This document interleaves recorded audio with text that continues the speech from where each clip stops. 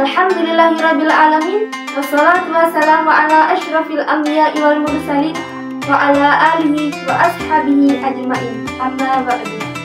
Puji syukur tak lupa kita panjatkan kehadirat Allah Subhanahu wa taala yang telah memberikan nikmat yang melimpah sehingga kita masih diberikan panjang umur dan dapat menjalani puasa sampai pada 10 hari terakhir di bulan Ramadan.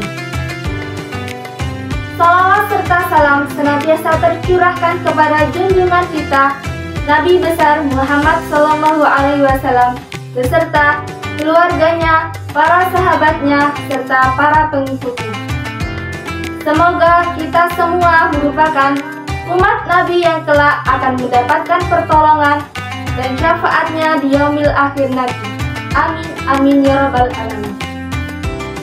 Alhamdulillah, pada kesempatan ini Ustadzah akan menyampaikan kisah teladan Islami tentang Abdullah bin Abbas sang lautan ilmu. Dari kecil, kita semua sudah diajarkan oleh orang tua dan guru kita sedikit demi sedikit untuk mengetahui sesuatu hal yang baru.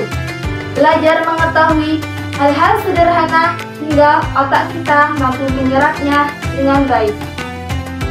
Di zaman Nabi Muhammad, ada seorang sahabat, beliau yang sudah menunjukkan keingintahuan dan kesungguhannya dalam belajar.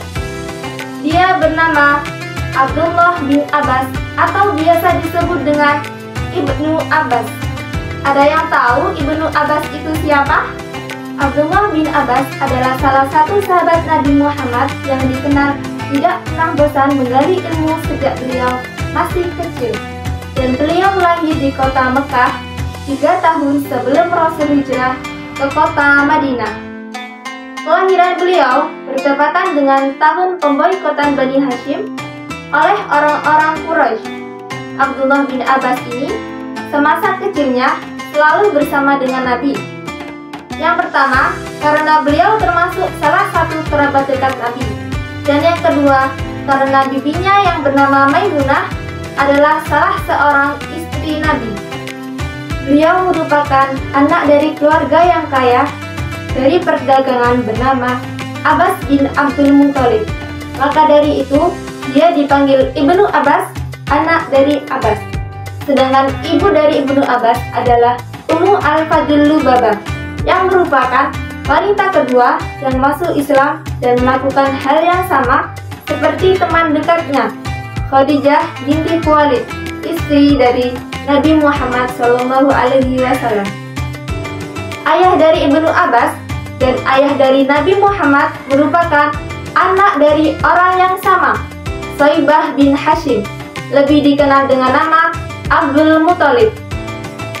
Ayah itu adalah Hashim bin Abdul Manaf, penerus dari Bani Hashim yang terkenal di Mekah. Ibnu Abbas adalah salah satu di antara sahabat-sahabat Rasulullah yang ketika melafadzkan syahadat, mereka berusia sangat muda, atau ketika mereka dilahirkan, ayah bunda mereka telah muslim. Perhatian Rasulullah kepada para sahabat cilik ini tidak berbeda dengan sahabat-sahabat lainnya. Bahkan, beliau sangat memperhatikan dan meluangkan waktu untuk bermain, berbicara, dan menasehati mereka. Sahabat yang dilahirkan 3 tahun sebelum hijrah ini, semenjak kecilnya sudah menunjukkan kecerdasan, kesungguhannya terhadap suatu masalah.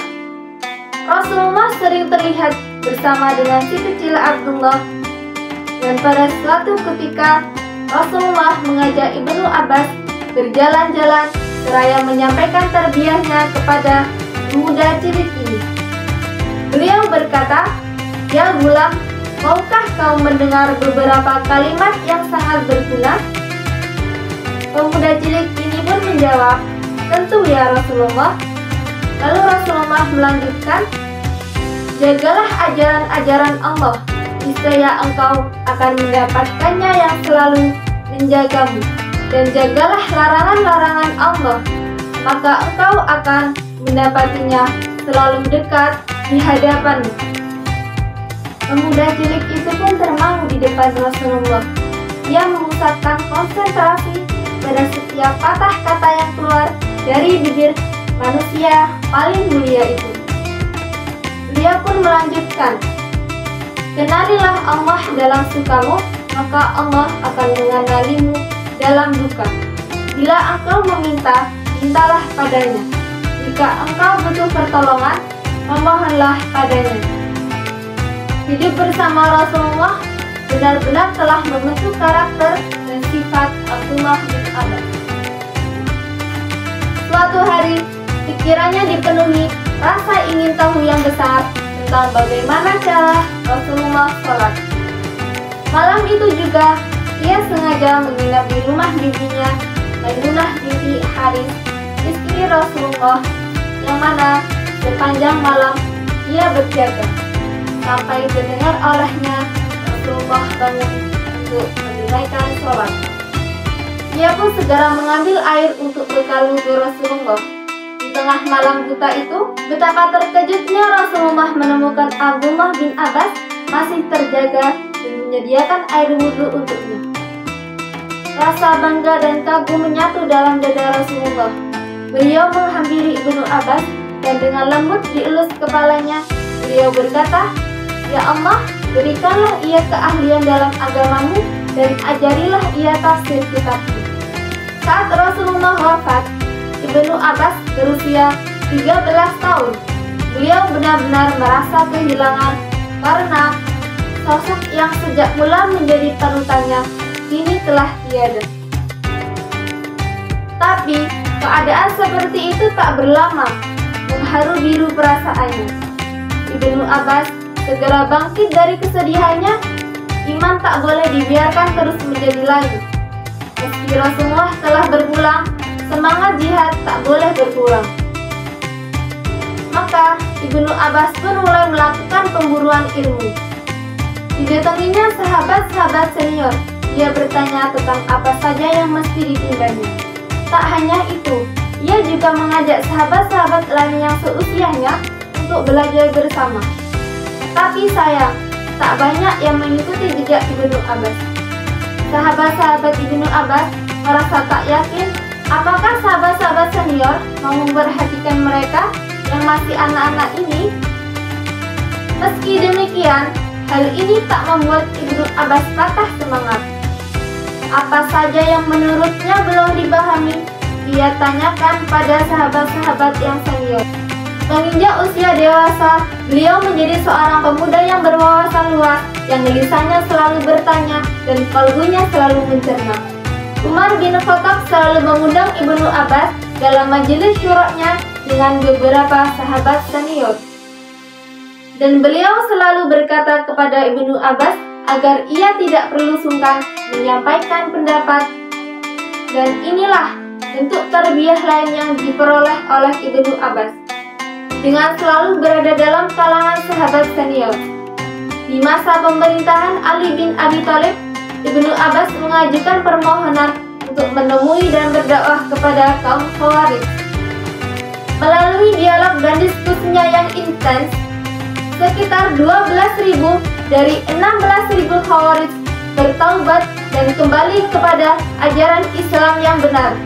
Beliau wafat pada usia 71 tahun di kota Taif. Rasa kehilangan kaum muslim atas meninggalnya sang bintang umat sangatlah besar.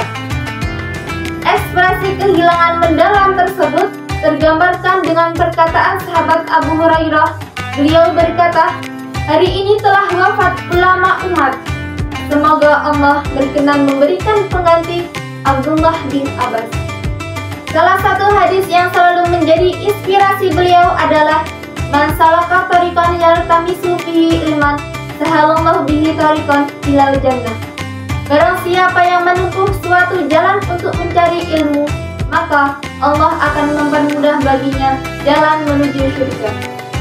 Dalam hadis ini dikatakan bahwa dengan ilmulah surga itu akan didapat, karena dengan ilmu orang dapat beribadah dengan benar kepada Allah, dan dengan ilmu pula seseorang muslim dapat berbuat kebaikan.